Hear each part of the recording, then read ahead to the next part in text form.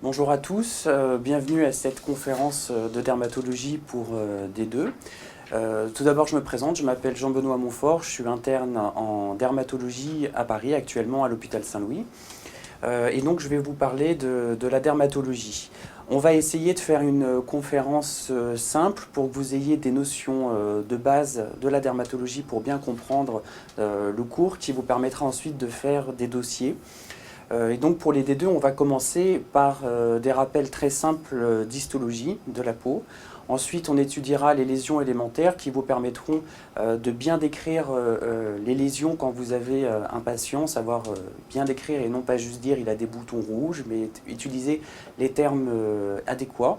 Et ensuite, on verra les principales pathologies indispensable à l'ECN et aussi indispensable pour votre pratique, je pense, puisque les items de l'ECN en dermatologie sont des items concernant des pathologies très fréquentes. Et donc même si vous faites de la médecine générale, de la médecine interne, de la gériatrie, de l'infectiologie ou de la cancéro, vous aurez quand même besoin de ces lésions, de ces notions de pathologie assez fréquentes. Donc on va commencer. Alors, pour commencer d'abord, les rappels d'anatomie simples. La peau, c'est donc le plus gros organe de l'être humain qui fait environ un tiers du poids. Et donc, quand on parle de l'appareil tégumentaire, pour ce qui est important pour l'examen clinique, c'est donc la peau elle-même, mais aussi les muqueuses, donc les conjonctives, la muqueuse buccale, la muqueuse anale et les muqueuses génitales. On a aussi également les phanères qui sont constituées des poils, des cheveux et des ongles. Tout ça, c'est donc vraiment important puisque quand vous allez examiner votre patient, vous n'allez pas simplement regarder la peau, mais vous allez examiner tous ces différents éléments. Et donc, les principales fonctions de la peau, c'est donc la protection contre les agressions mécaniques, contre les radiations lumineuses, la protection contre le soleil qui envoie des UV. Donc par exemple, les kératinocytes ont une fonction de protection contre les UV pour protéger les mélanocytes et les cellules basales de l'épiderme. Une implication aussi dans la réponse immunitaire avec les cellules de Langerhans et donc la protection contre le milieu extérieur. Un rôle de thermorégulation avec les glandes sudoripares. Et donc une réception également des informations sensitives avec les cellules de Merkel et les terminaisons nerveuses au niveau de l'épiderme. Ici, vous avez une coupe schématisée, un schéma histologique de la peau avec au niveau de la couche la plus superficielle l'épiderme qui est donc composé d'une cellule basale avec ici les cellules et les mélanocytes. Vous avez ensuite la couche épineuse, ensuite la couche granuleuse et ensuite la couche cornée qui est donc la couche la plus épaisse où vous avez une perte du noyau puisque les cellules les plus basales migrent vers le haut pour perdre leur noyau et donc créer la couche cornée. La couche cornée qui sera donc beaucoup plus épaisse au niveau, par exemple, au niveau des paumes et des plantes. Vous avez ensuite le derme un peu plus profond qui est composé de deux sous-parties avec le derme superficiel et le derme profond. Le derme qui correspond à un tissu, une entité histologique qui comprend essentiellement des fibroblastes et des fibres élastiques. Et en profondeur, vous avez donc l'hypoderme, pour faire plus simple, le gras de la peau, qui est constitué des lobules et des adipocytes, qui constituent donc l'hypoderme. Vous avez ici, alors ici c'est pas représenté sur ce schéma, mais vous avez également aussi toutes les annexes, donc par exemple un poil, les poils qui prennent généralement leur base au niveau du derme et qui ont également les glandes sébacées qui sécrètent le sébum, qui sont donc annexées au poil. Donc là, c'est le résumé de ce que je viens de dire. Donc l'épiderme, qui est la couche la plus superficielle, qui est donc un épithélium de type malpighien kératinisé, constitué essentiellement de kératinocytes et de cellules aussi qu'on appelle les mélanocytes, qui sécrètent donc la mélanine, de cellules immunocompétentes et de cellules de Merkel. Vous avez ensuite la jonction dermo-hypodermique, donc qui correspond à la membrane basale entre le derme et l'épiderme, qui est constitué de plusieurs molécules qu'on va pas détailler ici puisque c'est pas le sujet de cette conférence, mais qui peut être source de pathologies comme par exemple la pemphigoïde bulleuse qui est une maladie du sujet âgé, où il y a développement d'auto-anticorps dirigés contre cette membrane basale qui va donc se détacher, le d'épiderme va se détacher du derme et donc créer des bulles. Sur le plan clinique, on verra ça un petit peu plus tard dans la conférence. Vous avez ensuite donc le derme avec des fibroblastes, des vaisseaux, du tissu élastique, et ensuite donc l'hypoderme, ce qu'on a dit tout à l'heure. Voilà, tout ça c'est vraiment des notions très simples donc d'histologie, mais que vous connaissez déjà, mais qui sont importantes pour bien comprendre ensuite la pathologie. Ici, vous avez donc la liste des dernières recommandations que je vous invite fortement à lire et à apprendre, qui sont disponibles sur différents sites, hein, comme le site de la Haute Autorité de Santé ou de l'AFSAPS. Et donc, je pense qu'en dermato, mais aussi dans les autres pathologies, elles sont vraiment très importantes à connaître, puisqu'elles résument bien toutes les pathologies et la façon de prendre en charge ces différentes pathologies. Vous avez ici donc la prise en charge de l'ulcère-mixte à prédominance veineuse hors pansement, qui est très importante. Je pense qu'il peut vraiment faire un beau sujet, une conférence qui est très bien expliquée, qui explique bien la prise en charge de l'ulcère-mixte, avec un résumé à la fin, avec les principaux mots-clés, mais qu'on détaillera tout à l'heure. Et donc ensuite, vous avez toutes ces conférences de consensus, donc de cancérologie sur le carcinome basocellulaire, la prise en charge de l'urticaire chronique, l'herpès cutanéo-muqueux, l'escar, l'acné, tout ça, je vous laisse donc lire ça, mais de toute façon, on va y revenir juste après pour essayer de vous faire mieux comprendre tout ça. Et donc là, vous avez encore toutes les autres conférences de consensus ou recommandations par les différentes sociétés savantes.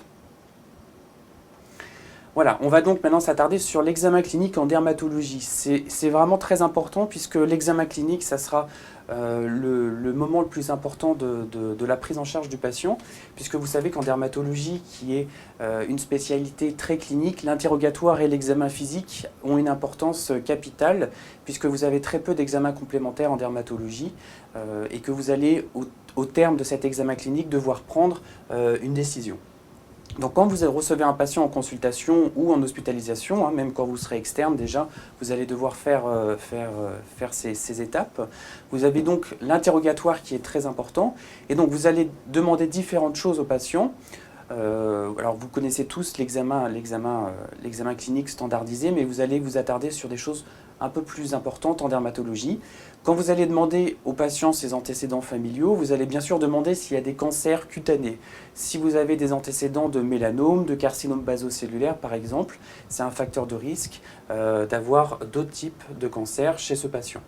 Vous allez lui demander également s'il a un terrain atopique. Qu'est-ce que c'est l'atopie? L'atopie, c'est une prédisposition génétique à sécréter des immunoglobulines de type E, et donc avoir un certain terrain. Alors le mot allergie n'est pas tout à fait exact, mais dans le terrain atopique, vous avez donc l'eczéma de contact, vous avez la dermatite atopique, vous avez aussi la rhinite et la conjonctivite allergique, et l'asthme allergique.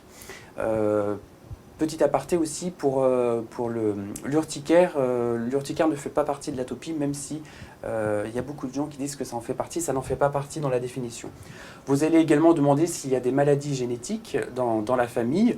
Alors ça, on sort un petit peu du programme de l'ECN, mais vous savez, il y a certaines maladies comme les génodermatoses, qui sont donc des maladies génétiques donnant des pathologies, enfin des signes cutanés, comme par exemple le xéroderma pigmentosum que vous connaissez tous. Hein. C'est les enfants, ce qu'on appelle les enfants de la Lune, qui ne peuvent pas aller au soleil parce qu'ils ont une mutation d'une enzyme qui répare l'ADN et donc qui vont développer des mélanomes et des carcinomes basocellulaires. Donc ça doit faire partie de votre interrogatoire.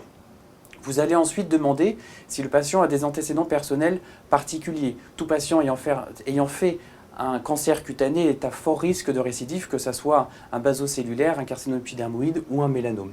Vous allez également lui demander s'il a un terrain atopique et surtout s'il y a une immunodépression. Alors l'immunodépression, ça peut être une infection par le VIH. Il y a beaucoup de pathologies chez le patient VIH qui se manifestent par des signes cutanés. Ça peut être également un transplanté rénal, ça peut être un patient sous corticoïdes pour n'importe quelle pathologie comme un lupus ou autre. Ensuite, vous avez tout ce qui est la partie maladie infectieuse et donc dans l'interrogatoire, vous allez demander si le patient a une notion de contagion infectieux. Vous allez donc lui demander s'il a des rapports sexuels à risque, hein, s'il utilise un préservatif ou pas, s'il a fait un voyage récent dans les pays tropicaux, s'il a été exposé à une piqûre d'insectes, une piqûre de tique ou une piqûre de moustique en France ou dans un pays étranger. Très important également pour tout ce qui est toxidermie. La toxidermie on développera ça après, les manifestations cutanées dues à la prise d'un médicament par voie systémique. Vous allez demander à au patient s'il a pris certains médicaments. Ce qui est très important, ça c'est quelque chose que les externes oublient très fréquemment dans les observations. Vous mettez prise de médicaments par exemple, prise de Voltaren, qui est donc un anti-inflammatoire non stéroïdien, prise de Voltaren. Point. Ça suffit pas parce qu'il faut préciser absolument la date de la prise. Quelle date? Alors la date, c'est pas la semaine dernière, c'est le 14 février, tel jour, telle date. C'est vraiment très important. Savoir quand est-ce que ça a été introduit, quand est-ce que ça a été arrêté et surtout à quelle posologie également le patient a pris ce médicament. Ça, c'est vraiment très important. Ça prend beaucoup de temps, c'est vrai, à interroger le patient. Il faut faire généralement une petite frise chronologique où vous avez tel médicament pris à telle date. Et quand vous avez un patient qui prend 15 médicaments, c'est vrai que ça prend beaucoup de temps, mais c'est vraiment très important. Vous avez ensuite les facteurs environnementaux, donc vous allez demander au patient sa profession, ça c'est très important. Par exemple, un coiffeur qui fait de l'eczéma de contact au niveau des mains, eh ben vous savez que par exemple ça peut être certains produits comme les colorations qui peuvent être responsables. C'est un peu pareil quand vous avez un patient asthmatique, l'asthme du boulanger que vous voyez en pneumologie. Vous allez lui demander également ce qu'il fait comme loisir, puisque vous allez dans les dermatoses de type eczéma de contact aussi, savoir quel type d'allergène de contact il peut y avoir dans l'environnement du patient. Vous allez bien évidemment lui demander s'il s'expose au soleil, hein, c'est quand même la phobie du dermatologue. L'exposition solaire trop importante est un facteur de risque de mélanome, mais aussi d'autres cancers cutanés comme le carcinome épidermoïde et le carcinome basocellulaire.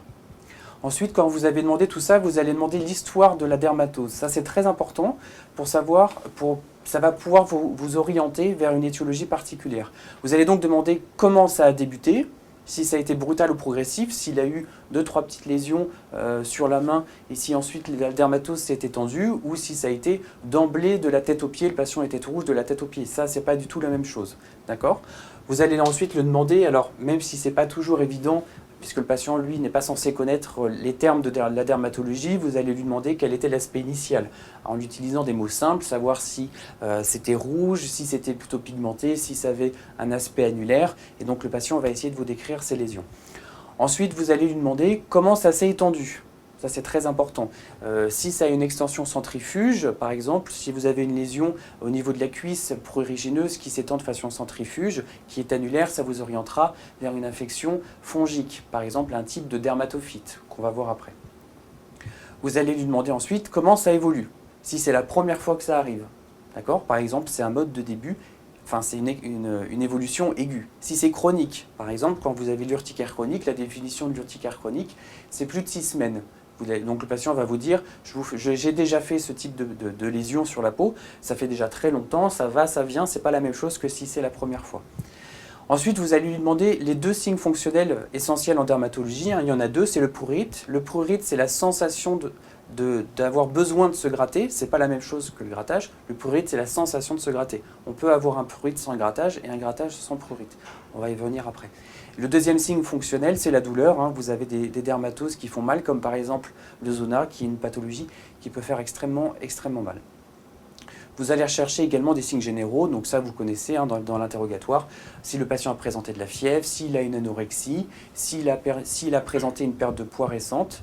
Et donc ça vous orientera vers des pathologies plus importantes, plus graves, autrement dit.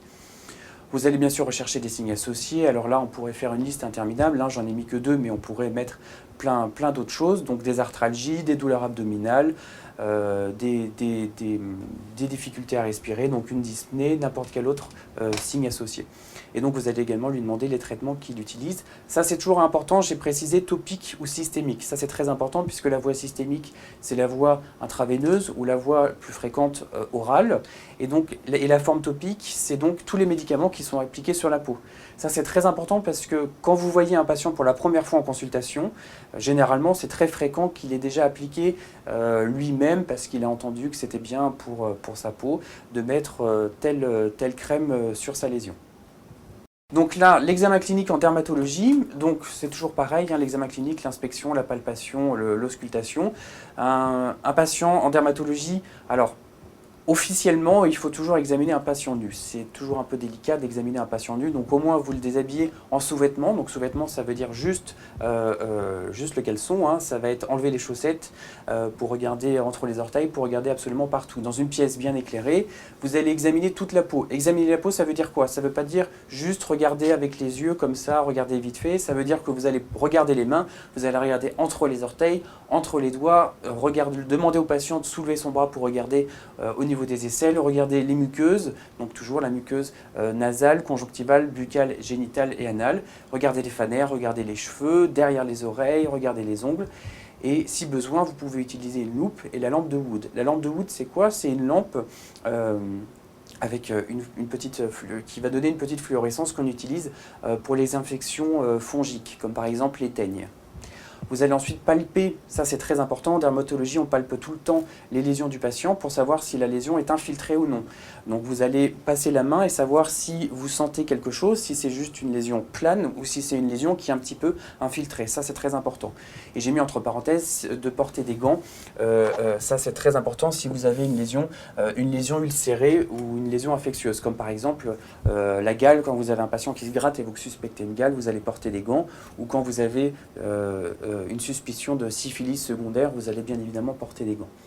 Vous allez ensuite effectuer la vitropression. Qu'est-ce que c'est? La vitropression, officiellement, c'est prendre un verre de montre et appuyer avec ce verre de montre sur la lésion. Si vous avez une lésion rouge, pour différencier l'érythème du purpura. L'érythème, c'est donc une vasodilatation, d'accord? Donc vous allez avoir une disparition de la rougeur quand vous allez appuyer. Par exemple, pour faire quelque chose de très très simple, quand vous avez une piqûre de moustique, quand vous appuyez dessus, le rouge disparaît et revient. Donc ça, c'est de l'érythème, c'est une vasodilatation. Pour différencier donc l'érythème du purpura, le purpura ne disparaît pas à la vitropression. Ça, c'est très important. D'accord?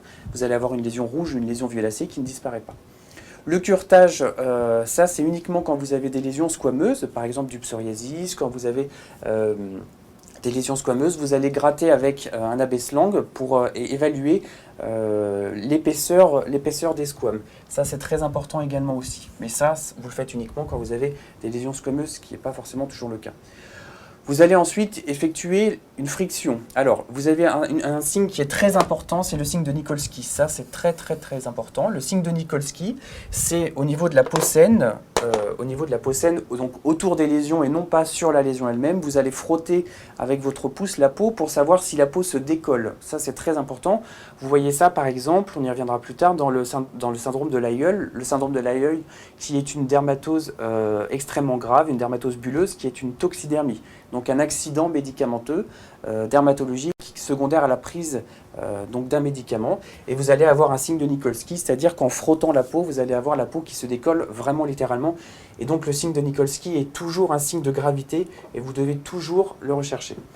Ensuite, vous avez le dermographisme. Le dermographisme se recherche essentiellement quand vous suspectez une urticaire. Le dermographisme, c'est vous allez prendre une petite pointe mousse et frotter la peau du patient.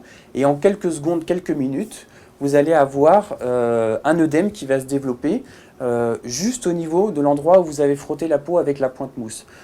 Par exemple, vous pouvez écrire une lettre sur le dos du patient, vous écrivez la lettre B, et quelques minutes après, vous allez avoir un B qui va se dessiner sur le dos du patient avec un œdème. D'accord? Et le signe de Darrier, alors le signe de Darrier, ça sort un petit peu du programme de l'ECN, mais je pense que c'est important que vous le sachiez quand même. Le signe de Darrier, ça se voit dans les mastocytoses qui sont des hémopathies, hein, des pathologies du mastocyte, qui n'est pas au programme de l'internat, mais qui est l'apparition devant une lésion pigmentée, quand vous la frottez, une lésion pigmentée, l'apparition d'un œdème et d'un érythème d'une petite papule œdémateuse. Et donc ça s'appelle le signe de Darrier. Quand vous avez des urticaires pigmentées, c'est en faveur d'une mastocytose. Mais bon, ça, c'est pas au programme de l'ECN, mais je pense que c'est bien de le savoir. Ensuite, vous faites un examen général, ça c'est très important. Et vous allez également faire l'auscultation. C'est pas parce qu'on est dermatologue qu'on regarde qu'avec les yeux. On utilise également son stéthoscope. Et donc, quand vous avez un patient qui a des pathologies vasculaires, vous allez mettre votre stéthoscope sur la lésion, comme par exemple les angiomes chez l'enfant, les angiomes, les hémangiomes, voir si vous entendez un souffle sur les lésions vasculaires. Ça, c'est très important. Et donc, l'examen général, vous recherchez toujours des adénopathies, un examen général.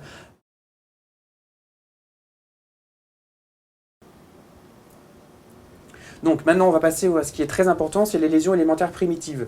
Ça, c'est vraiment très important puisque quand vous avez un examen dermatologique, vous allez devoir pouvoir détailler les lésions du patient. Il faut vous imaginer être en staff, par exemple, vous êtes en staff, vous êtes externe en service de dermatologie, et votre chef va vous demander comment se présentent les lésions du patient.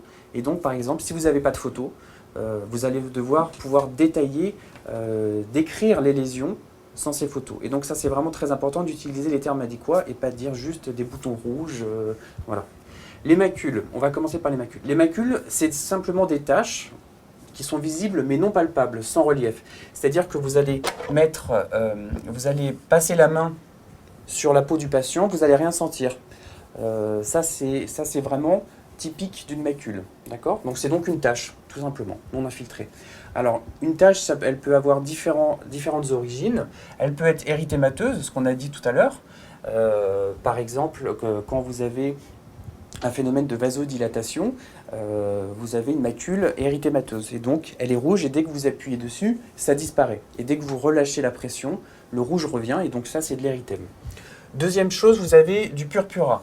Une macule purpurique, par exemple, quand vous avez des pétéchies, ce qu'on appelle les pétéchies, c'est un purpura très petit qui est constitué de petites taches.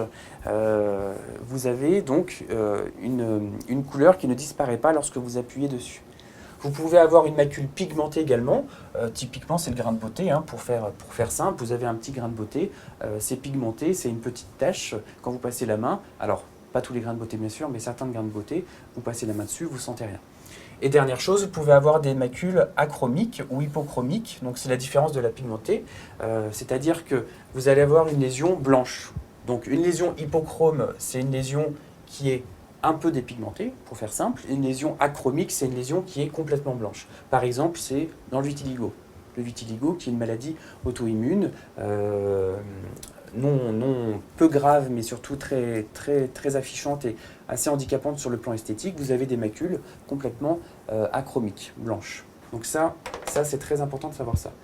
Donc on va voir les photos. Là, par exemple, sur votre droite, vous avez une macule. Ici, typiquement, sur la jambe du patient, vous passez votre main, vous ne sentez rien. Par contre, vous avez donc une tache qui est bien limitée et donc qui est là pigmentée. À gauche, vous avez également des macules qui ne sont pas très bien limitées, je vous l'accorde, mais des macules érythémateuses. Vous appuyez avec votre doigt là-dessus, ça disparaît. Vous enlevez le doigt, ça revient. C'est donc de l'érythème, c'est donc une macule érythémateuse. Et là, vous en avez d'ailleurs plusieurs sur ces photos. Le purpura. Le purpura, c'est donc une lésion élémentaire, comme on a dit tout à l'heure, qui est une tache de couleur rouge sombre, parfois un peu violacée, qui ne disparaît pas à la vitropression. Et donc, contrairement à l'érythème, ça correspond à l'extravasation des globules rouges dans le derme. Dans l'érythème, vous avez une vasodilatation. Donc, quand vous appuyez, vous faites en sorte à ce que le vaisseau soit de plus petite taille et donc il y a une disparition de l'érythème. Quand vous relâchez, le vaisseau se redilate et donc l'érythème réapparaît. Le purpura, c'est différent puisque les globules rouges, en gros, sont passés dans le derme. Et donc, quand vous appuyez, eh ben, la pigmentation reste. Et donc, le purpura peut se présenter sous la forme de macules ou de papules. Voilà, typiquement du purpura au niveau des membres inférieurs. Ici, dans le cadre d'une vascularite, vous passez la main dessus, vous appuyez, le rouge ne disparaît pas, et donc ça, ce n'est pas de l'érythème, mais c'est du purpura. Les vésicules ensuite. Les vésicules, ce sont des lésions avec... c'est une lésion liquidienne, donc où il y a du liquide dedans, qui sont toujours palpables. C'est-à-dire que quand vous passez la main, vous allez sentir quelque chose d'un peu en relief. Et donc, par définition, c'est un liquide qui est clair, qui n'est jamais purulent. S'il est purulent, ça s'appelle une pustule. La vésicule, par exemple, ça se voit dans l'eczéma. Quand vous avez de l'eczéma, vous avez des toutes petites vésicules qui contiennent un liquide clair et qui sont par définition de taille inférieure à 5 mm. Puisque au supérieur à ça, vous allez appeler ça une bulle. Voilà, ici typiquement vous avez donc une vésicule qui est donc une lésion avec un liquide clair à l'intérieur qui n'est ni hémorragique ni trouble. D'accord ? Donc ça s'appelle une vésicule. Ensuite les bulles. La bulle en fait c'est tout simplement une vésicule, mais de taille supérieure à 5 mm, pour faire simple. Donc une lésion liquidienne en relief. Alors, le liquide, par exemple, là, peut être clair, jaunâtre ou hémorragique. D'accord ? Donc, quand vous avez une grande bulle avec un liquide clair, ce liquide peut ensuite s'infecter, devenir un peu trouble, et donc ça reste quand même une bulle et non pas une pustule. La bulle, l'évolution de la bulle, ça peut se rompre quand vous avez des bulles qui sont fragiles et donner une érosion, c'est-à-dire que vous allez avoir une perte de substance et après vous allez avoir l'apparition d'une croûte. On va voir après la définition des croûtes.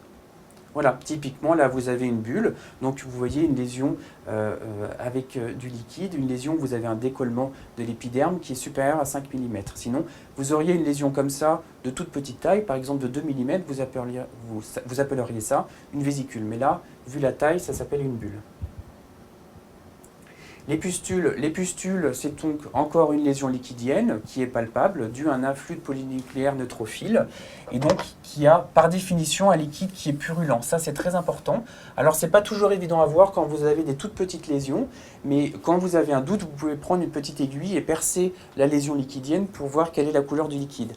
Ça, c'est vraiment important puisque quand vous avez une vésicule ou une pustule, vous n'êtes pas du tout orienté vers le même type de pathologie. Donc ça vous paraît peut-être des choses un petit peu trop précises, mais c'est vraiment très important pour votre examen clinique. Donc le liquide est toujours purulent. Les pustules peuvent se rompre, donc avoir un écoulement du liquide et ça évolue toujours vers une croûte. Le liquide va se durcir et donc vous allez avoir une croûte secondaire. Ça c'est important aussi, j'ai rajouté ça, c'est toujours très très important. C'est pas parce qu'on a du pus, qu'on a une pustule, qu'on a une infection. Vous pouvez avoir des pustules aseptiques, par exemple le psoriasis pustuleux. Dans le psoriasis, on n'a pas toujours des squames, hein. On peut avoir des pustules, mais ces pustules sont amicrobiennes. Vous faites une culture du liquide, vous allez trouver aucun germe. Donc le pus, c'est forcément un afflux de polynucléaires neutrophiles, mais ce n'est pas synonyme d'infection. Ça, c'est vraiment très important. On va voir ça dans les différentes pathologies par la suite. Voilà, typiquement ici, vous avez au niveau de la paume de la main une acropustulose, donc peu importe, mais là vous avez donc des pustules, vous avez donc des lésions, vous voyez qu'il y a un liquide à l'intérieur, et ce liquide, vous voyez qu'il n'est pas clair du tout, il est un petit peu jaunâtre, et donc là vous avez des pustules. Pour la petite information, vous voyez à côté que vous avez déjà des petites croûtes, que ces lésions se sont déjà un petit peu rompues et que vous avez des petites croûtes ici par exemple. Ici vous avez une petite croûte qui est secondaire, là aussi, secondaire au fait que la pustule se soit rompue. La papule, ensuite, la papule, c'est une lésion qui est toujours palpable. Vous passez votre main, vous sentez quelque chose, mais c'est une lésion qui est solide, jamais liquide. Donc c'est donc pas une vésicule ni une pustule. Vous avez un contenu qui est solide et qui a une taille inférieure à 1 cm. Ça, c'est la définition d'une papule.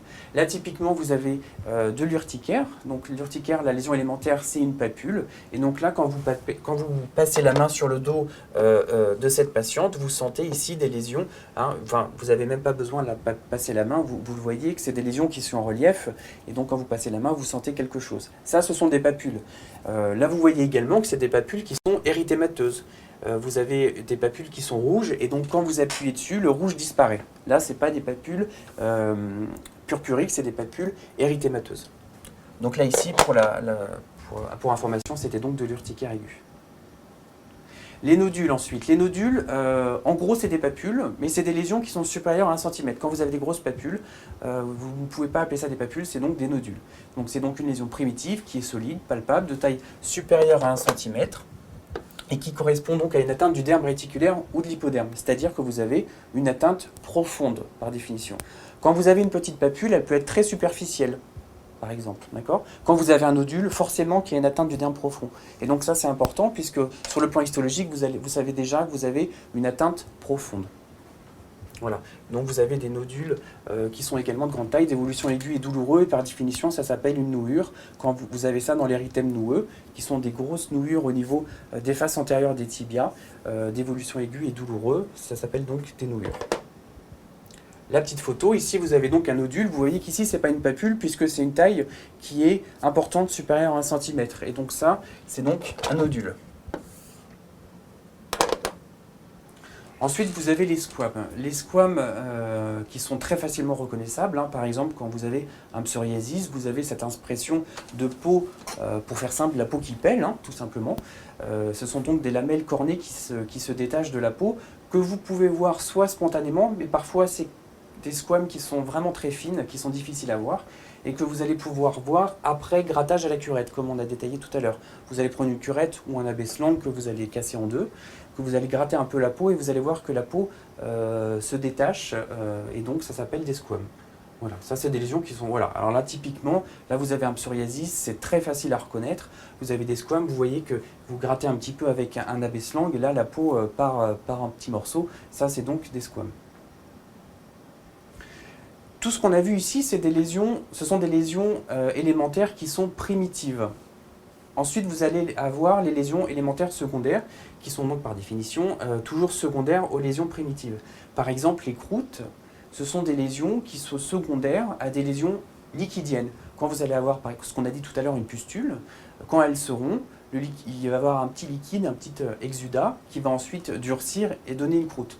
C'est important parce que quand vous avez un patient qui arrive avec une dermatose qui est déjà évoluée, vous allez avoir par exemple des croûtes isolées, mais vous savez que même si vous n'avez que des croûtes, vous avez forcément eu auparavant des lésions primitives. Ça c'est très important. Vous avez des croûtes, peut-être que la semaine dernière, quelques jours avant de venir vous voir, le patient avait des pustules ou des vésicules. Donc ça c'est très important. Vous allez donc devoir détacher un peu les croûtes pour essayer de voir ce qu'il y a en dessous, savoir s'il y a des ulcérations ou d'autres lésions. Voilà, typiquement ici, ce sont des croûtes. Alors les croûtes, c'est parfois banal quand c'est post-traumatique. Là ici, c'était des croûtes qui étaient secondaires à un impétigo. L'impétigo qui est donc une infection par le staphylocoque ou le streptocoque parfois. Là, vous avez des croûtes qui étaient secondaires à l'impétigo. Et donc l'impétigo, la lésion élémentaire, c'est la vésicule. Ici, vous ne voyez aucune vésicule. Ici, vous avez uniquement des croûtes. Et donc, vous voyez le patient à un stade un peu tardif. Donc, quand vous avez ça, vous savez qu'il faut absolument rechercher des lésions primitives derrière. Ensuite, les cicatrices, bon ça, on va passer assez vite. Les cicatrices, c'est un processus donc, de réparation que vous connaissez bien. Et parfois, vous avez des cicatrices pathologiques qu'on appelle kéloïdes, par exemple, qui sont, on va montrer directement la photo. Voilà, ça typiquement c'est des lésions, des cicatrices kéloïdiennes qui sont plus fréquentes chez le sujet noir, qui cicatrisent beaucoup plus mal, essentiellement au niveau du thorax, mais ça peut parfaitement se voir ailleurs. Et donc vous avez un phénomène d'hyperbourgeonnement avec des lésions qui sont sur le plan esthétique très affichantes. L'atrophie. L'atrophie, c'est donc une lésion qui est visible et palpable, qui est due à l'amincissement de la peau ou de l'une de ses parties. Et ça, c'est important aussi parce que ça peut toucher n'importe quelle partie de la peau. Ça, c'est important. Quand vous avez, par exemple, une atrophie sur un lupus chronique, vous allez avoir une petite atrophie et des télangiectasies. Donc une atrophie, ça se voit, c'est assez typique généralement. Et donc j'ai dit lésion en cupule déprimée puisque c'est vraiment assez typique. La sclérose cutanée. La sclérose cutanée, c'est vraiment assez typique aussi. Vous voyez ça dans une pathologie que vous connaissez bien généralement, c'est la sclérodermie. La sclérodermie qui est donc une connectivite où vous avez une infiltration de la peau et vous avez une peau qui est complètement sclérosée, comme dit le terme, qui est complètement cartonnée. Vous avez la peau qui perd son élasticité avec des patients qui sont parfois extrêmement gênés, qui ne peuvent plus bouger leurs doigts ou qui ont du mal à ouvrir la bouche tellement la peau est épaissie. Les pertes de substances, on y reviendra après quand on fera le chapitre sur l'ulcère de jambe. Vous avez donc les érosions d'abord, qui sont des pertes de substances superficielles, ça c'est important par définition, qui atteint uniquement l'épiderme et qui guérit sans cicatrice. Ensuite, l'ulcération, qui est une atteinte plus profonde, qui par exemple, on va prendre un exemple très simple, c'est le traumatisme. Quand vous vous cognez, vous vous faites mal, vous avez une plaie, c'est une ulcération, qui atteint donc le derme ou l'hypoderme. L'ulcère, par définition, c'est tout simplement une ulcération chronique. L'ulcère de jambe, pour donner un exemple, l'ulcère de jambe, c'est une ulcération qui dure depuis plus d'un mois. Donc chronique, donc c'est un ulcère et non plus une ulcération. La fissure, c'est une ulcération qui est linéaire. Alors après, il y a des petites subtilités sémiologiques. Quand on a une fissure au niveau des plis, on appelle ça une ragade. Voilà, ça c'est une définition. Et quand c'est une petite fissure au niveau des commissures labiales, c'est une perlèche. Ça c'est très fréquent, hein, quand vous avez ça l'hiver, c'est généralement infectieux.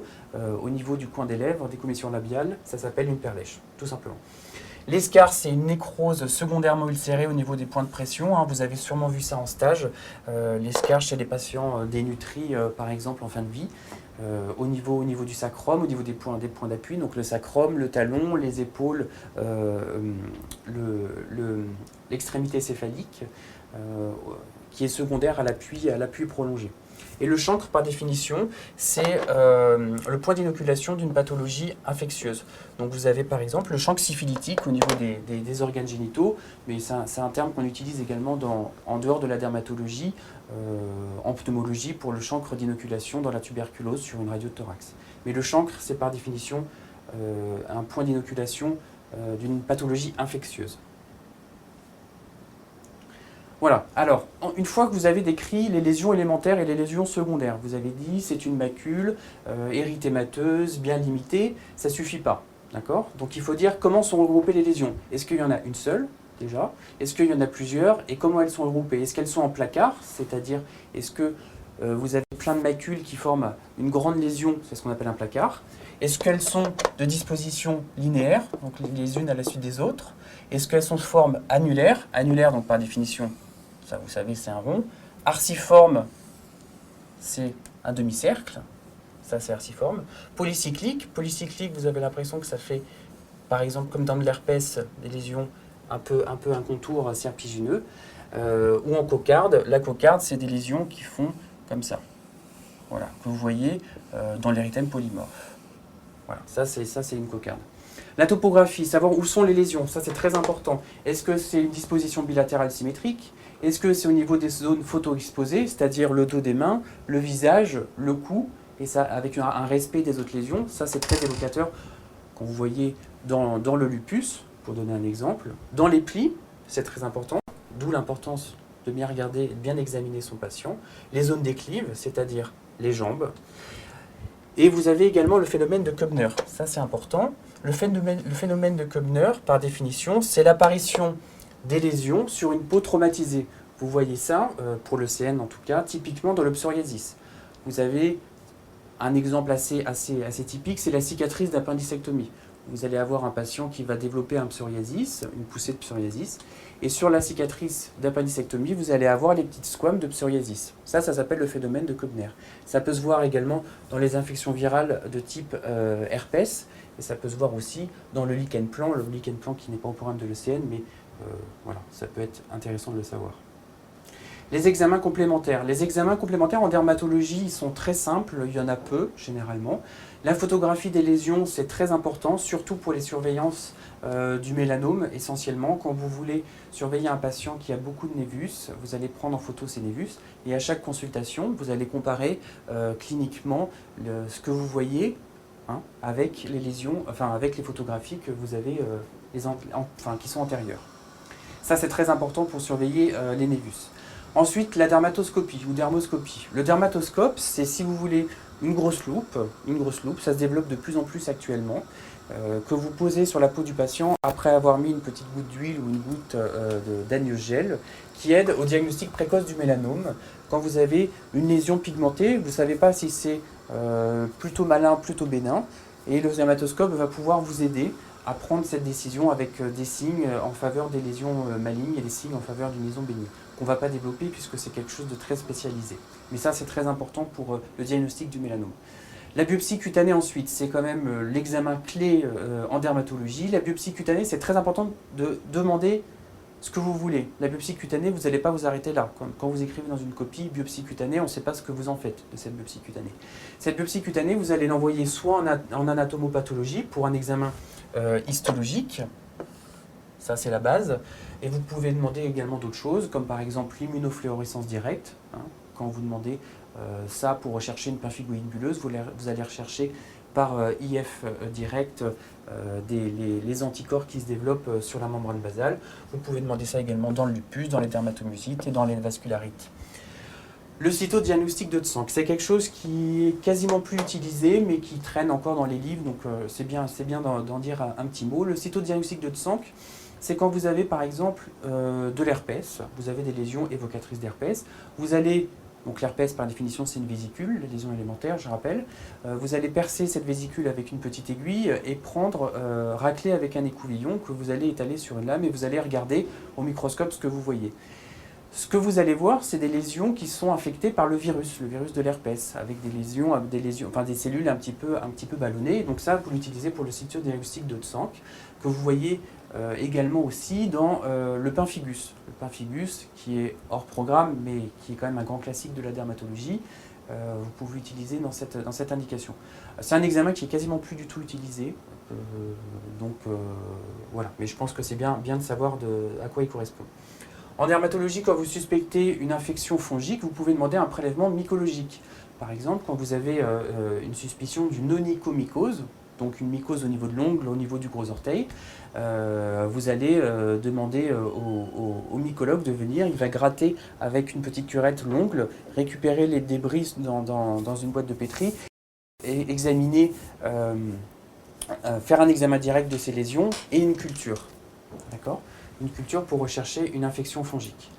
Et dernier examen qui est aussi classique, c'est pour la recherche de la gale qui est donc une infection parasitaire par un sarcopte. Vous allez gratter une lésion évocatrice de gale et rechercher le sarcopte avec un examen direct. Voilà, ça c'est les examens complémentaires en dermatologie. Alors bien sûr, après il y a tous les autres examens complémentaires, mais qui ne sont pas spécifiques à la dermatologie, que je ne vais pas détailler ici. Voilà, après avoir fait votre examen clinique, maintenant on va parler des principales pathologies en dermatologie. On va commencer par la gale. La gale, qui est donc une infection parasitaire due à un parasite, donc, qui se manifeste essentiellement par un prurite. Ça, c'est le signe le plus important. Un prurite qui est vraiment féroce, qui est très très important, avec des patients qui se grattent jusqu'au sang. Ce prurite est généralement, alors dans les bouquins on dit généralement collectif. Collectif, c'est parce que comme c'est très contagieux, quand il y a une personne qui est atteinte dans une famille, quand monsieur est atteint, généralement madame va être atteinte dans les jours qui suivent. Donc ça, le fait que plusieurs personnes dans un même foyer se grattent, c'est très évocateur de la gale.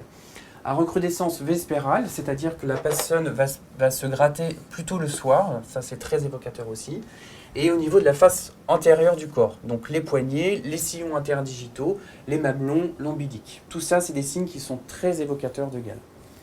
Dans la gale, vous avez donc un prurite et vous avez ensuite des lésions spécifiques qu'on va voir après en photo. Ça, vous avez ces lésions-là, vous avez une gale, ça ne peut pas être autre chose. D'accord ? Vous avez les vésicules perlées, on va voir des photos juste après. Vous avez des sillons, des nodules scabieux. Je vais détailler juste après avec les photos. Et vous avez bien évidemment des lésions non spécifiques. Dès que vous avez une dermatose qui gratte, une dermatose prurigineuse, vous allez avoir des excoriations, c'est-à-dire des lésions dues au grattage, où vous avez les gens qui s'arrachent un petit peu des morceaux de peau. La gale, je ne l'ai pas détaillé ici, mais la gale, ça se transmet. C'est considéré comme une IST, c'est pas une infection sexuellement transmissible à proprement parler, mais ça s'attrape avec les draps. Quand vous dormez avec quelqu'un qui a la gale, vous allez l'attraper comme ça. Si vous avez un patient qui a la gale, c'est pas juste en lui serrant la main que vous allez attraper la gale. Donc, comme ça s'attrape dans un contexte bien particulier, on considère ça comme une IST, bien que ça ne soit pas une transmission sexuelle directement. C'est donc très très important, et ça on vous en voudra beaucoup si vous l'oubliez. Quand vous avez quelqu'un qui a une gale, il faut absolument faire le bilan des maladies sexuellement transmissibles, qu'on va détailler après. Mais vous avez un patient qui a attrapé une gale, il faut rechercher s'il ne s'est pas infecté au VIH, s'il est bien vacciné contre l'hépatite B, etc. On détaillera ça après. Les examens complémentaires également que vous pouvez faire, c'est la recherche du sarcopte. Ça, on a détaillé tout à l'heure. Alors, l'indication du prélèvement, ce n'est pas systématique. Quand vous avez des lésions spécifiques de gale, comme une vésicule perlée, des sillons et des nodules scabieux, vous avez une gale, vous n'avez pas autre chose. Et donc là, ça ne sera pas indispensable de faire le prélèvement. Là, vous avez des sillons, voilà, au niveau des plis interdigitaux. Quand vous avez un patient qui a ça avec un prurite, vous avez une gale, ça ne peut pas être autre chose. Donc ça, c'est des sillons avec des parasites. Si vous faites un prélèvement ici, vous allez avoir des parasites. Et ici, vous avez au niveau des organes génitaux des nodules scabieux typiques chez quelqu'un qui se gratte, qui a ça, c'est une gale, c'est pas autre chose. Donc ça, c'est des nodules scabieux. Le traitement de la gale, vous traitez tous les sujets en même temps, ça c'est très important, on vous en voudra beaucoup si vous oubliez ça. Si vous traitez que monsieur et que madame ne se traitent pas en même temps, l'un va réinfecter l'autre et donc on s'en sort pas. Donc vous traitez tout le monde en même temps. Soit de la scabiole. La scabiole, c'est une lésion, c'est une solution, c'est liquide. Vous mettez ça sur tout le corps, à 2 applications à 10 minutes d'intervalle, 2 jours de suite, en changeant bien de vêtements les 2 jours de suite. Ou alors de l'ivermectine, qui est donc un traitement, c'est du stromectol, 4 comprimés en une seule fois. Vous pouvez donner 5 quand vous avez beaucoup de personnes qui sont atteintes en même temps, c'est généralement plus facile. Dans les formes norvégiennes, c'est-à-dire les formes hyperkératosiques qu'on voit chez les patients immunodéprimés, où vous avez des lésions, des gales profuses qui fourmillent de sarcoptes, vous donnez généralement les 2 médicaments. Pensez bien à désinfecter les vêtements et la literie avec des sprays antiparasitaires. Si vous hospitalisez votre patient, n'oubliez pas de le mettre en isolement, sinon les aides-soignantes, les infirmières vont avoir, et même vous, vous allez attraper la gale si vous avez des contacts répétés avec le patient. Et si c'est surinfecté, donc l'impétigénisation, vous allez lui donner bien sûr des antibiotiques. On va voir après l'impétigo. Les résipelles, c'est le grand classique en dermatologie. C'est donc une dermohypodermite aiguë bactérienne non nécrosante, par définition, qui est due au streptocoque du groupe A, bêta-hémolytique. C'est donc typiquement le patient qui va se présenter avec de la fièvre, brutalement avec la jambe qui est devenue rouge, douloureuse, qui est complètement gonflée, qui lui fait très mal. Ça, c'est vraiment typique de la résipelle. C'est donc une pathologie infectieuse, et donc comme toute pathologie infectieuse, vous allez rechercher toujours, et ça on vous en voudra énormément si vous l'oubliez, la porte d'entrée. Par où est entrée la bactérie, tout simplement. Ça peut être un ulcère de jambe, ça peut être une petite plaie. Le plus fréquent, c'est l'intertrigo-interorteil, c'est-à-dire typiquement la mycose entre les doigts de pied. Les patients qui ont ce qu'on appelle le pied d'athlète, la petite mycose entre le 4e et le 5e orteil, ça c'est une porte d'entrée pour les résipelles. Et vous allez rechercher des signes de gravité. Recherchez si le patient n'est pas en sepsis, ça peut se compliquer d'un sepsis. Et votre phobie, ça sera la fasciite nécrosante. La fasciite nécrosante, c'est donc une infection beaucoup plus profonde, qui est très grave, qui nécessite un passage en réanimation et une antibiothérapie beaucoup plus large et un traitement aussi chirurgical avec un débridement qui est majeur. Les examens bactériologiques ne sont pas obligatoires, mais quand vous hospitalisez le patient, vous allez généralement lui faire. Donc, comme toute infection bactérienne, vous allez faire des hémocultures, prélever la porte d'entrée, et dans les conférences de consensus, il précise bien qu'ils ne sont pas indispensables. Un érysipèle n'a pas besoin d'être hospitalisé si c'est une forme non grave chez un patient qui n'a pas beaucoup de comorbidité, qui ne va pas trop mal. Voilà, typiquement l'érysipèle, donc la grosse jambe rouge, douloureuse, aiguë, fébrile, ça c'est typique. Le patient qui se présente avec de la fièvre et ça, il a un érysipèle. Ce qui est très important, là vous le voyez sur la photo, c'est quand vous voyez ça aux urgences ou n'importe quand en consultation, c'est d'entourer la lésion pour surveiller. Vous allez regarder plusieurs fois par jour, savoir si la lésion s'étend pas. Si la lésion s'étend, dépasse les limites, c'est assez inquiétant, il faut vous inquiéter et suspecter une fasciite nécrosante. Le traitement de l'érysipèle, c'est donc de l'amoxicilline pendant 15 jours. Ça, c'est très important. Si vous le traitez en ambulatoire, si vous l'hospitalisez, c'est de la pénigée en intraveineux. D'accord ? Que vous allez relayer par de l'amoxicilline une fois que le patient est apyrétique pour un total de 15-20 jours. Ça, c'est important. Toujours important, bien détailler si le patient est allergique. Faites attention dans les dossiers. Si le patient est allergique, vous allez lui donner la piostacine, la pristinamycine. Toujours traiter la porte d'entrée. S'il a un intertrigo, si vous ne le traitez pas, ça va récidiver. Donc ça, c'est vraiment très important. On vous en voudra beaucoup. Ça peut valoir 0.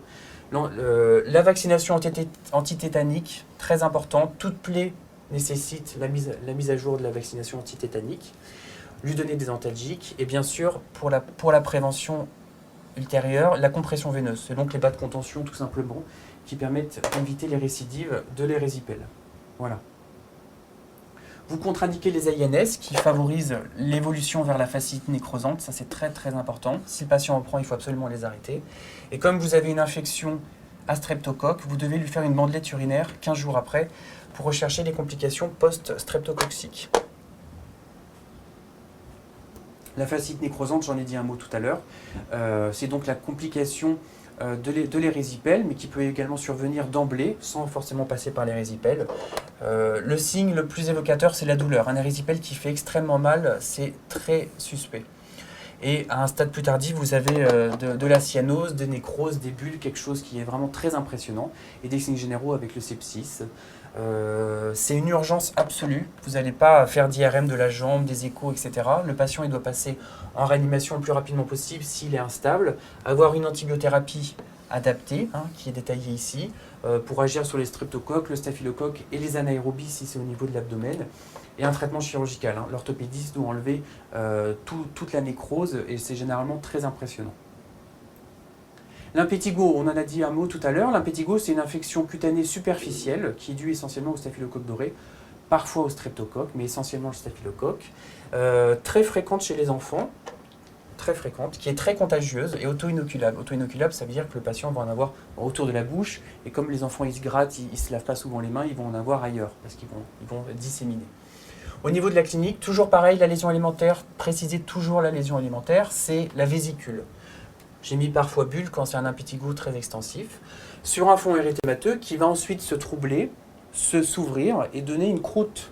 Et cette croûte, elle a quelque chose d'un peu particulier, c'est qu'elle est de couleur jaune miel, c'est ce qu'on appelle la croûte mélissérique. On va voir une photo après. Les éléments d'âge différents, c'est très important, c'est-à-dire que vous allez avoir, tout n'évolue pas d'un seul coup. Vous allez avoir des vésicules en même temps que des croûtes, en même temps que des vésicules un peu troubles. Ça, c'est très important parce que vous avez des lésions qui n'évoluent pas en même temps et donc des éléments d'âge différents. Les lésions, elles sont généralement disséminées, enfin, elles sont localisées au niveau autour des narines et autour de la bouche. C'est très fréquent chez l'enfant qui ont autour des narines des petites vésicules qui commencent. Ça, c'est très en faveur d'un impétigo. Vous faites aucun examen complémentaire, pas besoin de faire un prélèvement bactériologique. Le diagnostic il est vraiment clinique, il n'y a aucun examen complémentaire à faire. Et chez l'adulte, ce qui est très important, si vous avez un dossier avec un impétigo chez l'adulte, c'est rarement primitif chez l'adulte et donc il faut rechercher une gale ou une dermatose prurigineuse sous-jacente. Quelqu'un qui se gratte, au bout d'un moment, il finit par s'infecter. S'il n'a pas les mains parfaitement propres, il va s'infecter. Donc quelqu'un qui a de l'eczéma, qui a une gale, peut avoir un impétigo secondaire. Donc ça, c'est très important. L'impétigo ne gratte pas généralement. Quand il y a un impétigo seul, chez l'enfant, généralement, il ne gratte pas. Voilà, typiquement ici l'impétigo. Chez l'enfant, autour de la bouche, vous voyez des lésions, des vésicules. Ici, vous avez une vésicule, par exemple. Ici, vous en avez une autre, qui donne ensuite des croûtes. Et vous voyez que ça a un aspect, une couleur jaune miel. Donc ça, c'est des croûtes mélissériques. Ça, c'est vraiment typique de l'impétigo. Le traitement de l'impétigo, vous avez des recommandations qui ont été faites par l'AFSAPS. Si vous avez une forme peu sévère, peu extensive, vous pouvez vous contenter d'un traitement local par un antibiotique, c'est de la fusidine. 2 applications par jour pendant 5 à 10 jours. Si vous avez un impétigo qui est très étendu, avec des lésions très vésiculeuses, un impétigo très disséminé, là, le traitement local ne suffira pas. Il vous faudra un traitement péros par des pénicillines de type M. Vous allez également faire des soins locaux, je ne vais pas détailler, vous nettoyez bien, vous demandez aux patients de bien se laver les mains, de se couper les ongles courts pour éviter de se gratter, surtout chez les enfants, mettre un petit antiseptique et vous pouvez ramollir les croûtes avec de la vaseline. Vous savez que les croûtes en dermato, on n'aime pas ça puisque c'est des nids à microbes et que ça favorise aussi les cicatrices. Et les mesures associées, très important si c'est un enfant, il ne faut plus qu'il aille à l'école parce que c'est très contagieux, d'accord ? Ça c'est très important. Chez un adulte, c'est pas la peine. Chez un adulte, on fait ça chez les enfants parce qu'il y a une grande proximité chez les enfants, et chez les adultes, vous n'avez pas besoin. Et vous examinez l'entourage. Si l'enfant a ça, les parents en ont probablement attrapé, donc vous les examinez. Très important aussi, la bandelette urinaire à 15 jours. Pourquoi ? Si jamais c'est dû à un streptocoque, il faut absolument rechercher des complications post-streptococciques. Bien que statistiquement, ça soit le staphylocoque qui soit le plus fréquemment responsable de l'impétigo. Le furoncle, c'est une folliculite, on va passer assez vite, assez typique sur le plan clinique, qui est due au staphylocoque doré, toujours. La lésion élémentaire, c'est une papule, qui va ensuite évoluer vers un nodule de grande taille, qui est très inflammatoire, érythémateux, rouge, chaud, surmonté d'une petite pustulette, ça c'est très évocateur, ce qu'on appelle le bourbillon ensuite, ici, parce que la pustule va se rompre et laisser sourdre un petit liquide un peu sale, ce qu'on appelle le bourbillon, qui va laisser une cicatrice. Il n'y a pas de fièvre, ça c'est très important, si vous avez de la fièvre, c'est qu'il y a forcément une complication. Aucun examen complémentaire, vous avez un furoncle, vous le traitez, vous n'allez pas demander un examen bactériologique pour confirmer le diagnostic, ça ne sert à rien, ça coûte de l'argent. Le traitement, ce n'est pas d'antibiothérapie, ça c'est dans les recommandations de l'AFSAPS, très important. Pas besoin d'antibiothérapie, sauf si vous avez un patient immunodéprimé, typiquement le patient diabétique qui a un furoncle au niveau médio-facial, il faut lui mettre des antibiotiques parce qu'il y a un risque de mauvaise évolution vers les staphylococci malignes de la face, c'est-à-dire une grosse infection au niveau du visage avec une thrombose de la veine faciale qui peut être vraiment très grave. Des soins d'hygiène bien évidemment, des antiseptiques locaux et pas de manipulation. Le patient, quand il voit une petite papule avec du pus, il a envie d'appuyer dessus, il faut absolument lui dire qu'il ne faut pas qu'il y touche. Sinon il y a un risque de surinfection, d'extension de staphylococci maligne de la face. Et donc vous mettez un pansement dessus, comme ça au moins le patient il n'y touche pas. Voilà, typiquement le furoncle, vous avez un gros nodule ici inflammatoire qui est rouge, qui est chaud, qui est douloureux, avec un peu de pus, la petite pustulette au sommet. Voilà, ça c'est très évocateur du furoncle. Et donc quand vous voyez ça, le patient il a envie d'y toucher, mais il ne faut absolument pas qu'il y touche. Voilà, les complications du furoncle, on va passer rapidement. C'est l'anthrax, d'accord, quand vous avez plein de furoncles en même temps. La furonculose, très important, si vous avez un furoncle, pour la première fois, le diagnostic c'est un furoncle. Si ça récidive, le diagnostic c'est une furonculose, d'accord. Récidive de plusieurs furoncles sur des mois, voire des années. Là, il va falloir faire, pour le coup, des prélèvements bactériologiques, savoir s'il y a des gîtes microbiens. Si vous avez plein de staphylocoques au niveau des narines, du périnée, de l'ombilic. Et donc il faudra traiter ces gîtes si vous retrouvez le staphylocoque par de la fusidine. Ce n'est pas un traitement par voie générale, c'est un traitement par voie locale. Et recherchez absolument quelque chose derrière. Quand vous avez plein d'infections, il faut toujours rechercher soit une immunodépression. Et là, typiquement dans la furonculose, c'est le diabète. Recherchez si le patient n'a pas un diabète. Le staphylococci maligne de la face, on en a dit un mot tout à l'heure, donc je ne vais pas rappeler. C'est juste bien se souvenir que c'est une urgence et qu'il faut absolument éviter la manipulation des furoncles pour éviter ça. L'herpès très important pour votre pratique clinique future et même pour le cours. C'est donc une infection virale à HSV, donc herpès simplex virus, de type 1 ou de type 2, qui se transmet par la salive, typiquement pour HSV1, ou par contact sexuel pour HSV2. C'est de moins en moins vrai, puisque maintenant on retrouve des HSV1 au niveau génital et inversement. La primo-infection, elle est la plupart du temps, dans 90% asymptomatique. Donc vous pouvez très bien être infecté par le virus sans jamais avoir fait d'herpès. C'est comme ça que se dissémine l'herpès dans la population générale. Le virus va ensuite rester latent pendant des années, des mois un certain temps et se multiplier à nouveau lors de récurrence. Typiquement, si vous avez un patient qui va avoir un VIH, une immunodépression, ça peut se réactiver. Cliniquement, la lésion élémentaire, toujours pareil, bien détaillé, la lésion élémentaire, c'est une vésicule. Ce n'est pas une papule, ce n'est pas une macule, c'est une vésicule. Donc une lésion avec un liquide clair qui sont regroupés en bouquets, qui forment vous allez avoir des petites vésicules les unes à côté des autres, comme ça, à contour polycyclique, c'est-à-dire que les vésicules, elles vont faire des petites lignes qui vont être un petit peu comme ça. Ça fait très mal, généralement. Un herpès génital chez la femme avec de la fièvre, des brûlures mictionnelles, ça leur fait mal. Et ça évolue vers des érosions au niveau des muqueuses et des croûtes au niveau de la peau. La photo elle est après, pardon. Donc, cliniquement, vous pouvez avoir chez l'enfant, typiquement, la gingivostomatite aiguë. Donc ça, c'est par exemple l'enfant par exemple, qui a 8 ans, avec les bisous avec les parents, il va attraper de l'herpès et donc c'est la gingivostomatite aiguë. C'est brutal, ça fait extrêmement mal, l'état général est généralement assez altéré, avec une fièvre élevée, un enfant qui n'est pas très bien, qui a des lésions herpétiques, donc comme on a détaillé tout à l'heure, au niveau de la bouche et dans la bouche avec d'érosion, ça fait très mal et parfois vous avez vraiment des difficultés d'alimentation qui peuvent être très importantes et donc c'est une urgence d'hospitaliser ce patient. Au niveau génital, c'est la vulvovaginite aiguë chez la femme, lorsqu'elle est symptomatique. Je rappelle que la primo-infection herpétique génitale est généralement asymptomatique. Mais quand elle l'est, c'est chez la femme la vulvovaginite aiguë. Donc des lésions herpétiques typiques, on va voir une photo tout à l'heure, avec des complications comme par exemple la rétention aiguë d'urine et des douleurs pelviennes qui peuvent être très importantes. Chez l'homme, généralement, l'herpès génital c'est beaucoup plus discret, c'est des petites vésicules qui sont assez discrètes.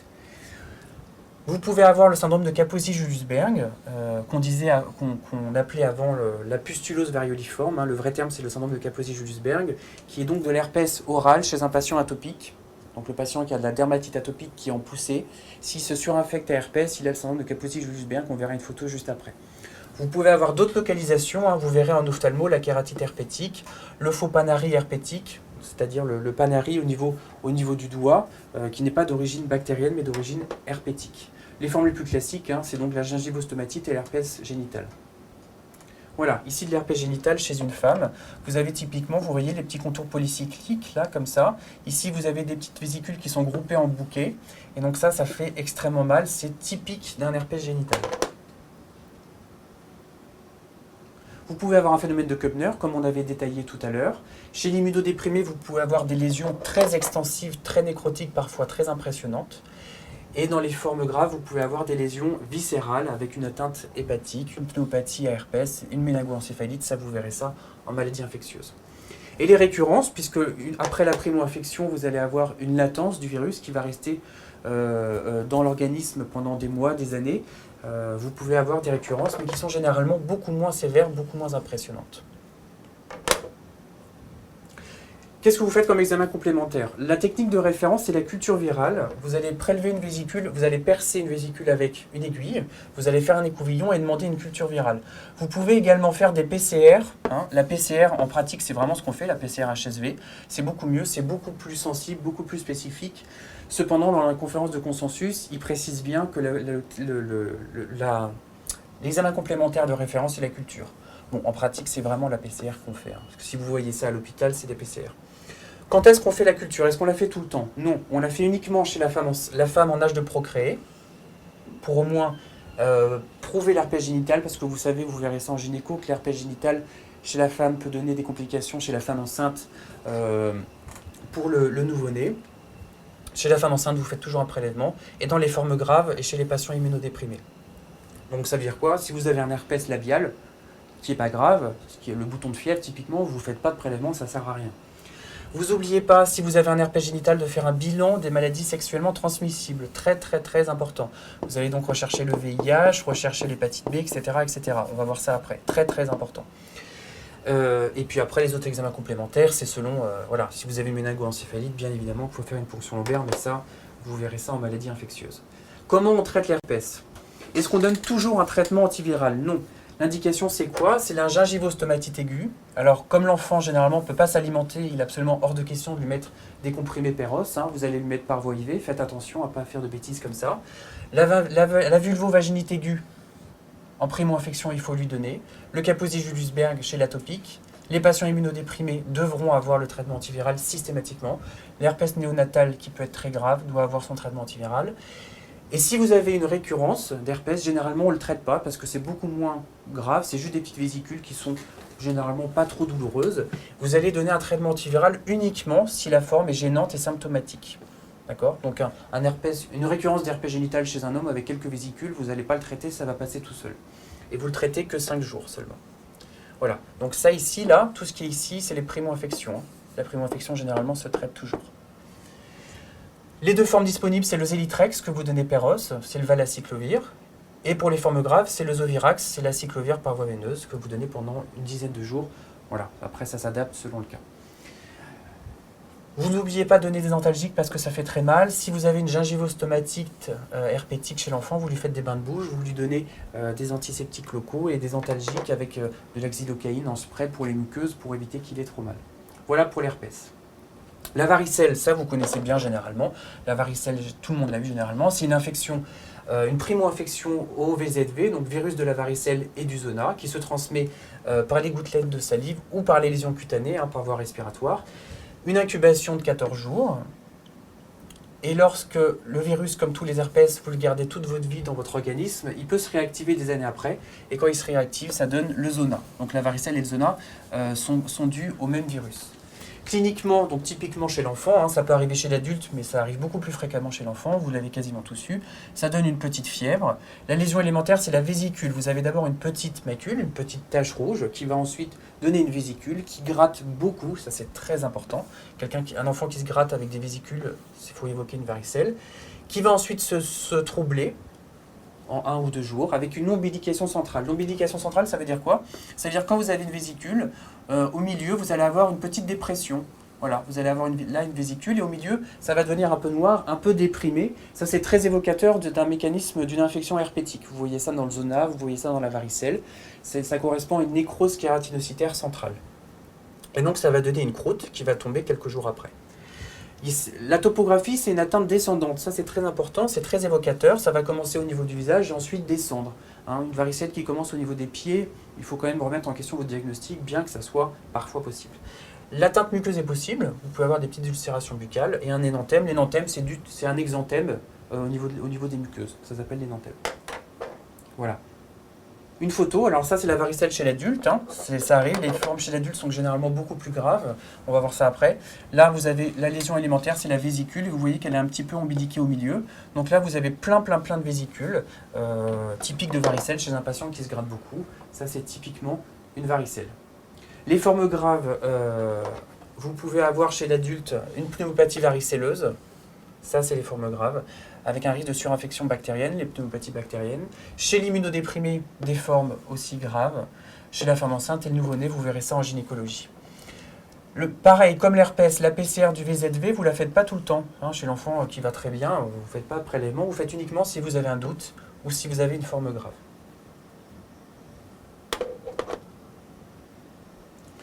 Comment vous traitez? Généralement, vous ne donnez pas d'antiviraux, vous donnez uniquement des soins locaux avec des antiprurigineux, des antihistaminiques.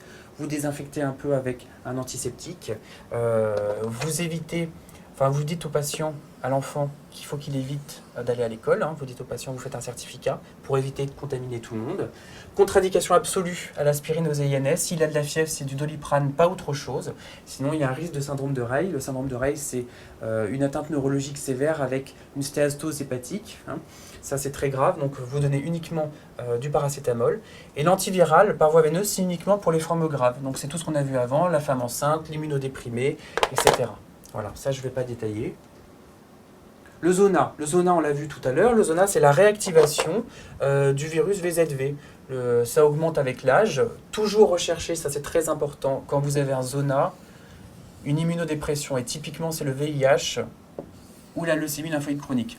Les hémopathies plus généralement, mais typiquement c'est la leucémie lymphoïde chronique, surtout dans les dossiers. Vous allez donc avoir une éruption vésiculeuse, ça c'est très important. La lésion élémentaire, c'est la vésicule. Unilatérale d'un seul côté, très important. Trajet métamérique, ça suit les métamères, on va voir une photo. Avec des éléments d'âge différents, c'est-à-dire que vous allez avoir des vésicules d'un côté, un peu plus loin vous allez avoir déjà des croûtes, donc des lésions qui n'ont pas le même âge, avec des douleurs qui sont très importantes, ça fait vraiment très mal. Voilà, le zona sacré, ici on est au niveau des fesses pour un zona sacré. Donc vous voyez que la lésion élémentaire c'est une vésicule, qui est ensuite un peu ombiliquée. Vous avez une vésicule ombiliquée ici déjà, un petit peu, vous voyez, ici, au central, il y a une petite dépression. Et là, vous avez des croûtes, donc vous avez des lésions d'âge différents. Ici, des vésicules, ici, des croûtes, un trajet métamérique d'un seul côté, uniquement à gauche. Ça, c'est typiquement un zona. Voilà, la forme la plus fréquente, c'est le zona intercostal, c'est-à-dire au niveau du thorax, sur le côté. Ça, c'est très fréquent à ce niveau-là. Mais un zona peut se mettre absolument n'importe où. Mais la plus fréquente, c'est le zona intercostal. Les formes graves, c'est le zona ophtalmique, avec parfois une kératite très grave. Vous verrez ça en ophtalmologie. Et donc ça, c'est une urgence. Il faut hospitaliser le patient et lui mettre un traitement antiviral. Et les autres formes, voilà, chez les immunodéprimés, vous pouvez avoir des formes nécrotiques. Ça, je ne vais pas m'attarder là-dessus. La forme la plus fréquente, c'est le zona intercostal. Les examens complémentaires, quand est-ce qu'on les fait? Toujours pareil, comme tous les herpès, vous ne faites pas de prélèvement si vous avez une forme clinique. D'accord? Si vous avez une forme clinique typique, vous n'en faites pas. Si vous avez un doute, vous la faites. Et si vous avez une forme grave, vous êtes obligé de prouver votre infection et donc vous faites un prélèvement pour faire une PCR. Attention, dans un dossier, là on vous attendra au tournant, c'est la sérologie VIH. Si vous avez un patient jeune qui a un zona, il faut rechercher absolument un VIH. Donc vous faites une sérologie, toujours en demandant l'accord du patient, vous savez que c'est obligatoire. Et chez le patient de plus de 50 ans, vous recherchez une hémopathie. Et donc déjà, juste avec une numération, vous pouvez voir s'il y a une hyperlymphocytose qui serait évocatrice d'une leucémie lymphoïde chronique, par exemple. Toujours pareil pour les infections herpétiques. Est-ce qu'on traite systématiquement? Non. On traite uniquement chez le patient immunocompétent qui a plus de 50 ans, et si vous le voyez avant 72 heures après le début de l'éruption. Si vous le voyez après la 72e heure, c'est plus la peine, c'est trop tard, c'est plus la peine de le traiter. D'accord? Donc un sujet jeune qui a 30 ans, qui est immunocompétent, c'est pas la peine de le traiter. D'accord? Puisqu'il a moins de 50 ans. Un zona ophtalmique, c'est une urgence, parce que c'est grave, donc vous êtes obligé de le traiter. Et le patient immunodéprimé doit être toujours traité, quelle que soit la forme clinique. Et bien sûr, les formes cliniques, les soins locaux, excusez-moi, vous mettez des antiseptiques, vous donnez des antalgiques, parce que ça fait très mal. Et n'oubliez pas d'isoler votre patient si vous l'hospitalisez.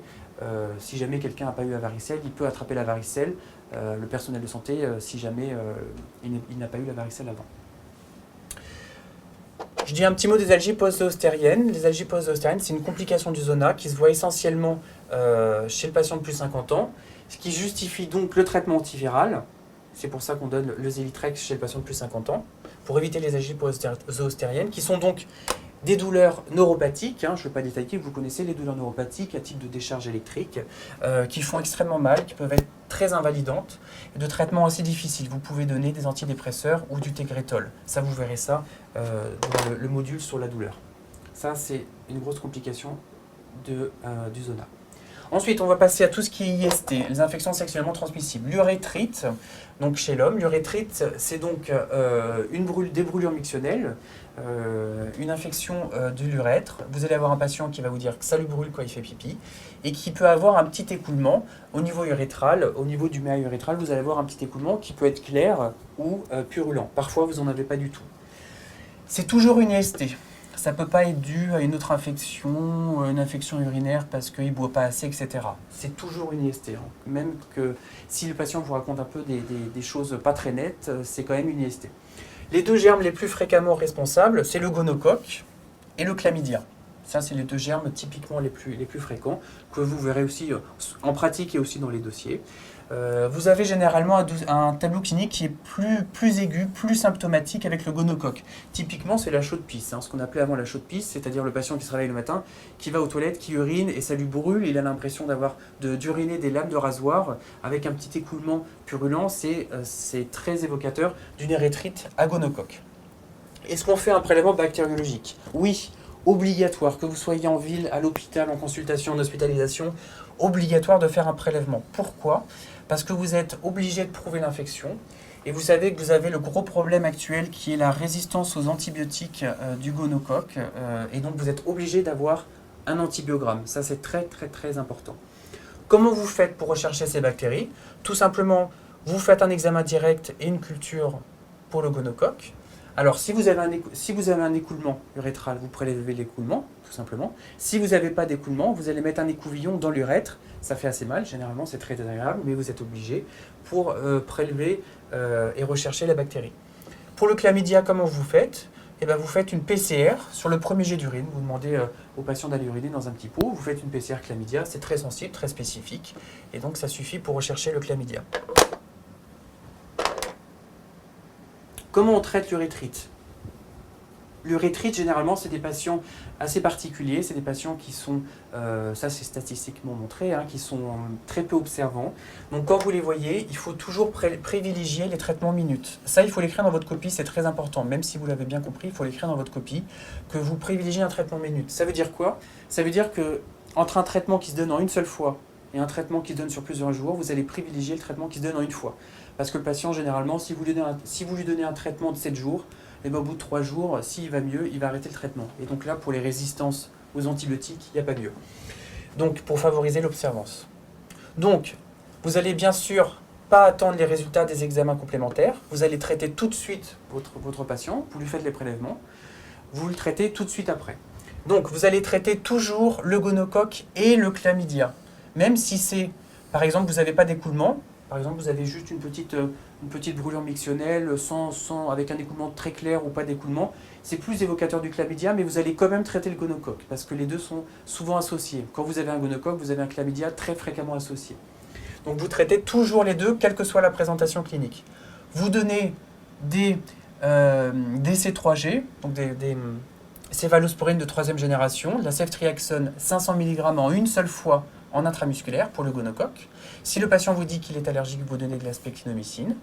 Et pour le chlamydia, vous allez lui donner de l'azithromycine, qui est un macrolide, Peros, 1 gramme, en une seule fois. Le patient il prend les comprimés devant vous, c'est 4 comprimés, en une seule fois, c'est fini, le patient est traité. Si ce n'est pas possible, s'il est allergique, vous lui donnez de la doxycycline pendant 7 jours. Cependant, vous vous doutez bien que ce n'est pas bien parce que le patient est très probable que s'il a plus mal au bout de 2 jours, il va arrêter la doxycycline au bout de 2 jours. Et donc ça, c'est pas bien. Ensuite, au terme de la consultation, vous allez bien sûr rechercher toutes les autres maladies sexuellement transmissibles. Donc lui faire une sérologie VIH en demandant son avis, faire une sérologie de l'hépatite B, de l'hépatite C et du TPH-AVDRL, qui est donc la syphilis. Vous allez bien sûr l'éduquer, lui dire qu'il est important qu'il se protège avec des préservatifs.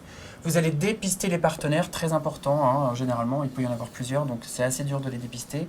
Mais il faut absolument les dépister parce qu'ils peuvent être porteurs asymptomatiques du gonocoque. Vous savez que vous avez des portages pharyngés du gonocoque, donc ça c'est un peu embêtant. Et vous le revoyez systématiquement à J7 pour lui communiquer les résultats de l'antibiogramme, de la sérologie VIH, savoir s'il faut adapter le traitement ou pas. Généralement, vous ne les revoyez pas, ces patients, au bout d'une semaine. Hein. Généralement, ils ne viennent pas à votre consultation, c'est très fréquent, d'où l'importance de donner des médicaments qui se donnent en une seule fois.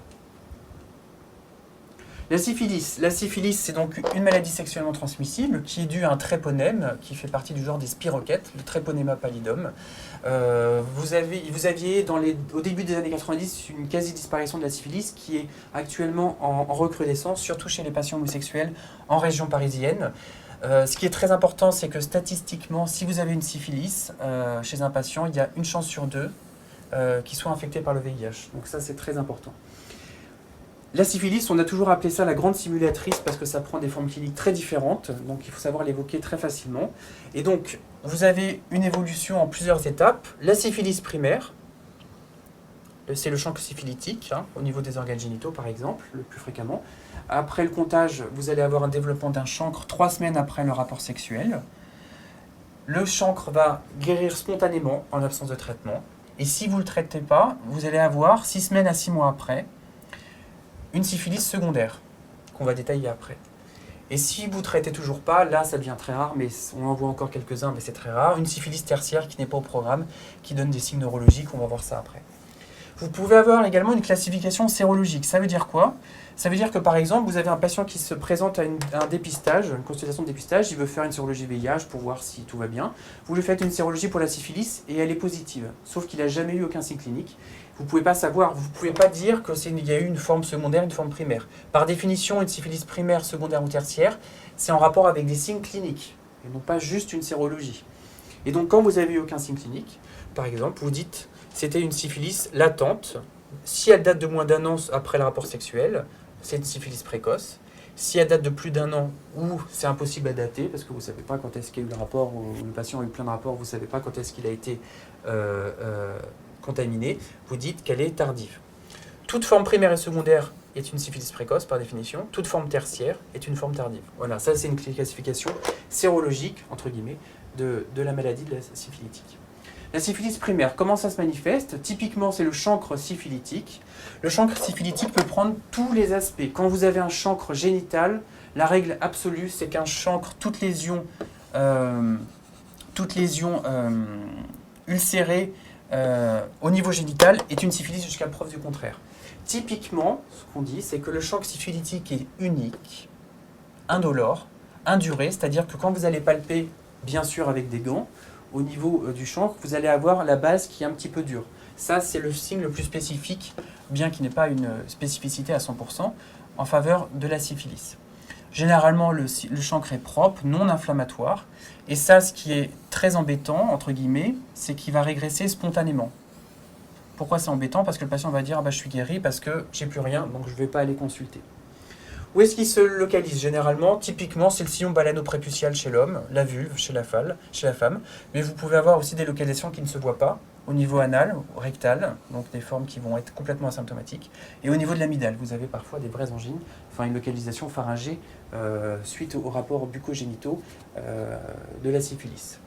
Vous avez le plus souvent une adénopathie satellite, au niveau inguinal par exemple, qui est indolore, non inflammatoire. Et donc là, comme j'ai dit tout à l'heure, toute ulcération génitale est une syphilis jusqu'à preuve du contraire. Vous pouvez avoir des syphilis avec un chancre qui est douloureux, qui est ulcéré, qui est sale, mais c'est quand même une syphilis. Même si dans les bouquins, vous avez appris que normalement c'est propre, indolore, etc. Toujours évoquer la syphilis devant une ulcération génitale. Voilà, là vous avez typiquement le chancre syphilitique. Donc vous voyez ici au niveau du gland chez l'homme, c'est parfaitement propre.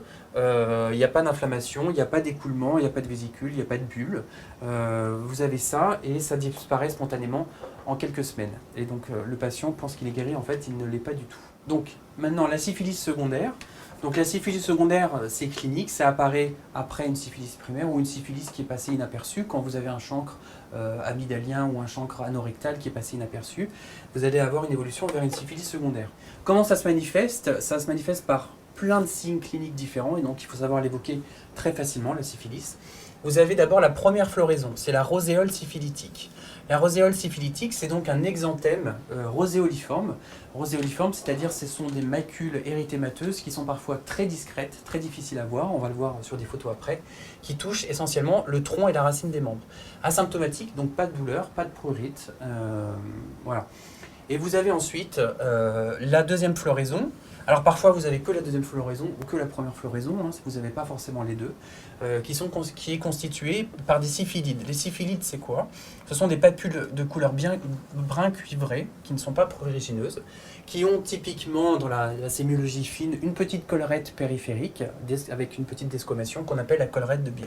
Voilà. Bon. L'atteinte palmoplantaire est très évocatrice quand vous avez un patient qui a des lésions palmoplantaires. C'est pas forcément une syphilis, mais il faut absolument évoquer une syphilis quand vous avez des petites papules palmoplantaires. Vous pouvez avoir une évolution par des poussées sur plusieurs mois. Et vous avez des formes érosives, vous pouvez avoir des atteintes muqueuses au niveau de la langue, des plaques fauchées ou des lésions génitales qui sont très contagieuses. Et donc c'est très important d'examiner votre patient avec des gants, je le rappelle. Voilà, ici vous avez une atteinte palmaire avec des syphilides, voilà, typiquement. Et là, des formes papuleuses chez un patient qui avait une syphilis secondaire. Et donc là, ce sont des papules, donc des syphilides, qui ne sont pas très squameuses. Hein. Vous voyez, ça peut prendre vraiment toutes les formes. Et donc, il faut savoir évoquer une syphilis secondaire très facilement. Pareil, ici, chez un patient VIH de 26 ans, un exanthème roséoliforme très discret. Hein, vous voyez, ce sont des petites macules ici, très discrètes. Si vous n'examinez pas bien ce patient, vous passez complètement à côté. Ça, c'est une syphilis secondaire, un exanthème roséoliforme. Voilà, toutes les autres manifestations possibles, des lésions muqueuses, donc les plaques fauchées par exemple au niveau de la langue, une alopécie, très important, quand vous avez une alopécie en plaque, en petites plaques au niveau frontotemporal et rétro-auriculaire, très évocateur au niveau rétro-auriculaire, il faut savoir évoquer une syphilis. Vous avez parfois des signes généraux, des patients qui sont pas très bien avec un syndrome pseudogrippal, des petites adénopathies, un gros foie, une grosse rate. Et la neurosyphilis, c'est quand vous avez une atteinte neurologique de la syphilis. Là, on sort un peu du programme. Vous pouvez avoir des uvéites, en ophtalmo, vous verrez sûrement ça, des méningites et dans les formes, alors là, c'est très rare, les accidents vasculaires, mais c'est possible. Et donc là, il faut des examens complémentaires, notamment avec une ponction lombaire pour explorer ces patients. Comment vous faites pour prouver le diagnostic de syphilis? Quand vous avez un chancre ou une syphilide, vous pouvez faire un petit prélèvement local. Vous regardez ça avec un microscope, ce qu'on appelle le microscope à fond noir. Et donc vous voyez le tréponème qui est mobile. C'est un spirochète. Donc le spirochète, c'est une forme comme ça. Voilà, une petite bactérie comme ça, qui bouge avec des mouvements hélicoïdaux. Donc une petite bactérie qui bouge, ça c'est une syphilis. Ne dites pas examen clinique, examen direct et culture parce que le tréponème n'est pas cultivable, donc vous ne pouvez pas faire de culture. J'avais déjà vu dans des dossiers des patients, des étudiants qui m'écrivaient hémoculture. Hémoculture, ça pousse pas avec la syphilis. Hein. Le diagnostic, il est sérologique. Typiquement, c'est le TPHA-VDRL qui est positif 8 à 10 jours après l'apparition du chancre. Donc ça veut dire quoi? Ça veut dire quand vous avez un chancre au tout départ, vous pouvez avoir un TPHA-VDRL négatif. Si vous êtes très tôt, et donc ça n'élimine pas du tout la syphilis. Quand vous avez un délai, quand vous voyez un patient très tôt, vous pouvez faire le FTA qui est un diagnostic sérologique qui se positive un petit peu plus tôt que le TPHA-VDRL. Attention cependant, vous pouvez avoir des causes de faux TPHA négatifs avec un VDRL positif. Typiquement, dans le syndrome des antiphospholipides, vous avez un VDRL positif. Ça ne veut pas dire que vous avez une syphilis, mais vous avez d'autres causes comme la grossesse, le lupus, le VIH.